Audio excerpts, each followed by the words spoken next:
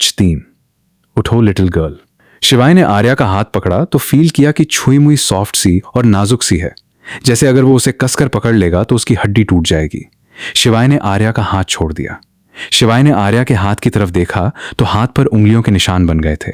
शिवाय ने मन ही मन खुद से कहा, प्यार से पकड़ा तो छुई मुई की यह हालत है, कहीं गुस्से में पकड़ लिया तो हड्डी टूटकर हाथ में आ जाएगी। शिवाय ने फिर आर्या की तरफ देखकर गुस्सा में लेकिन धीरे से कहा, किचन में जाने की जरूरत नहीं है, खाना तुम गार्डन में बनाओगी। शिवाय ने राजवीर को देखकर कहा, समझा दो इसे खाना कैसे बनाना है। इतना कहकर शिवाय फिर से अपने कमरे में चला गया।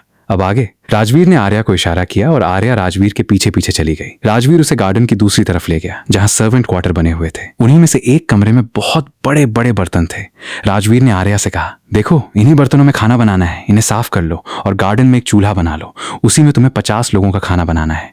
इस मिशन में टोटल 20 बॉडीगार्ड है और 30 नौकर, सबका खाना तुम्हें बनाना है, समझ गई। कोई तुम्हारी हेल्प नहीं करेगा और 3 घंटे में खाना बन जाना चाहिए, वरना तुम सर का गुस्सा नहीं जानती। सर अभी तुमसे बहुत प्यार से पेश आ रहे हैं। आर्या ने हाँ में गर्दन हिला दी।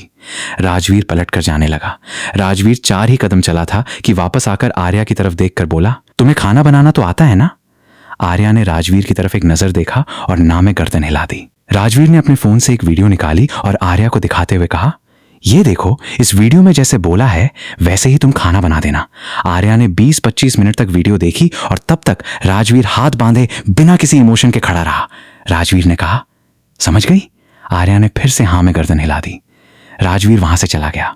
आर्या ने बर्तनों को देखकर मन ही मन खुद से कहा, आरू घर में 30 नौकर और 20 बॉडीगार्ड है, लेकिन खाना तुझे ही बनाना है, वो भी 50 लोगों का। चल लग जा काम पर। आर्या ने वो बड़े बड़े बर्तन जैसे तैसे खींचकर, उठाकर, सरकाकर गार्डन तक लेकर आई। सारे बर्तन गंदे थे। आरू ने वो सारे बर्तन साफ किए। बर्तन साफ करते हुए जो आर्या की हालत थी, उस हालत को देखकर किसी को भी आरू पर प्यार आ जाएगा। शिवाय रघुवंशी बालकनी में खड़ा हुआ आर्या को देख रहा था। आर्या को देखकर शिवाय के दिल में बिल्कुल भी तरस पैदा नहीं हुआ, बल्कि वो तो सोच रहा था कि ये छुई मुई टास्क कंप्लीट कैसे करेगी। आर्या ने सारे बर्तन साफ करके एक साइड में रखे और ईंट का चूल्हा बना दिया। खाना बनाने में जिस जिस सामान की जरूरत थी, राजवीर ने नौकरों से कहकर सारा सामान गार्डन में रखवा दिया था। आर्या ने फिर सब्जी उठाई और उसे काटना शुरू किया। सब्जी काटते हुए आर्या के हाथ में बहुत सारे कट लग गए, लेकिन वो रुकी नहीं, बस वो किसी तरह खाना बनाने लगी। शिवाय उसे बालकनी से देख रहा था। शिवाय के मन में उसके लिए थोड़ा भी प्यार नहीं पनपा, बल्कि उसे देखकर शिवाय को हंसी आ रही थी। शिवाय ने मन ही मन खुद से कहा, देखता हूं ये छुई मुई तब तक टिकती है। आर्या ने जैसे तैसे चूल्हा जलाया। आर्या से चूल्हा जल नहीं रहा था, लेकिन फिर भी वो चूल्हे में कभी फूंक मारती, कभी हवा करती, पर उसने चूल्हा जला दिया। आर्या के आंखों से धुएं की वजह से पानी आने लगा। बड़े बड़े भिगोने जो उससे अकेली से उठ भी नहीं रहे थे, उसने जैसे तैसे करके चूल्हे पर रखा। आर्या ने भिगोने में तेल डाला। थोड़ी देर बाद आर्या ने तेल गर्म होने का वेट किया और एक कटोरी प्याज उसमें डाल दी। प्याज डालने से भिगोने में चर चर की आवाज आई तो आर्या डर गई और वो भिगोने से 10-12 कदम पीछे हट गई। शिवाय उसे बालकनी से देख रहा था। न चाहते हुए भी उसकी हंसी छूट गई।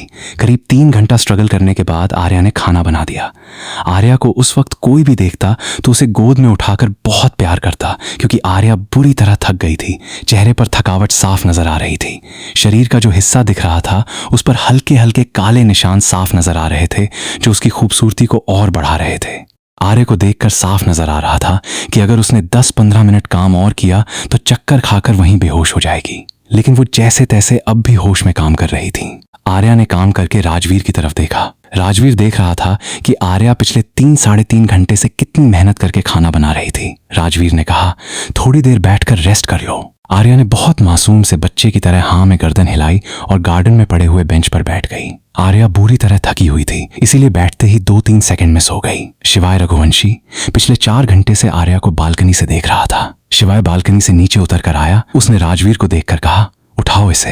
राजवीर ने आज तक शिवाय का कोई भी ऑर्डर मना नहीं किया था, लेकिन आज उसका मन था कि वो कह दे कि सर आर्या को सोने दीजिए, वो पिछले 4 घंटे से बहुत मेहनत कर रही है। राजवीर हाथ बांधे खड़ा रहा। शिवाय ने फिर थोड़ा गुस्से में कहा, राजवीर सुनना बंद हो गया है, उठाओ इस छुई मुई को। राजीव उस बेंच पर आया जहां आर्या सो रही थी। आर्या सोते हुए कितनी प्यारी और मासूम लग रही थी।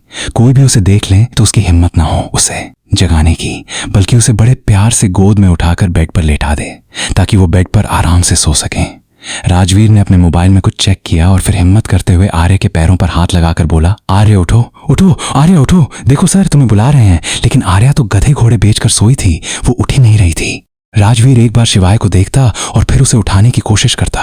राजवीर ने फिर कहा, लिटिल गर्ल उठो, लिटिल गर्ल उठो। लेकिन आर्या तो बहुत गहरी नींद में सो रही थी।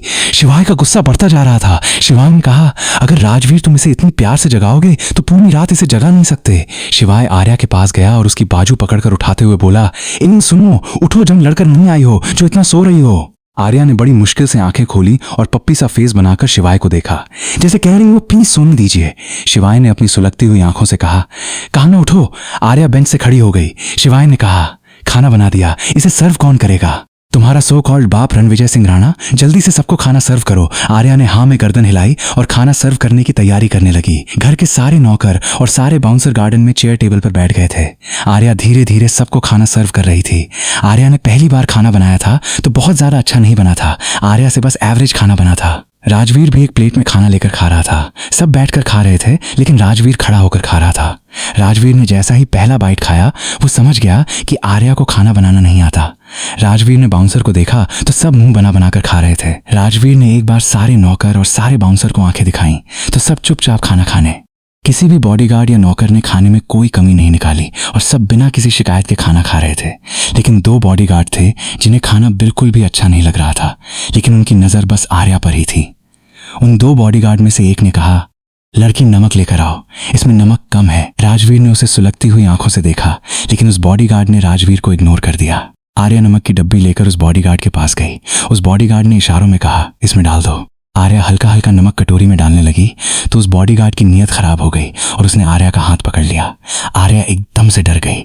आर्या अपना हाथ छुड़ाना चाहती थी लेकिन उस बॉडीगार्ड ने आर्या का हाथ नहीं छोड़ा। दूसरी बॉडीगार्ड ने कहा, छोड़ दे, सर ने राजवीर को वार्न किया है कि अगर कोई भी बॉडीगार्ड इस लड़की को आंख उठाकर देखेगा तो उसकी आंखें निकाल देंगे। छोड़ दे इसे, रात को देखेंगे। उस बॉडीगार्ड ने आर्या का हाथ छोड़ दिया।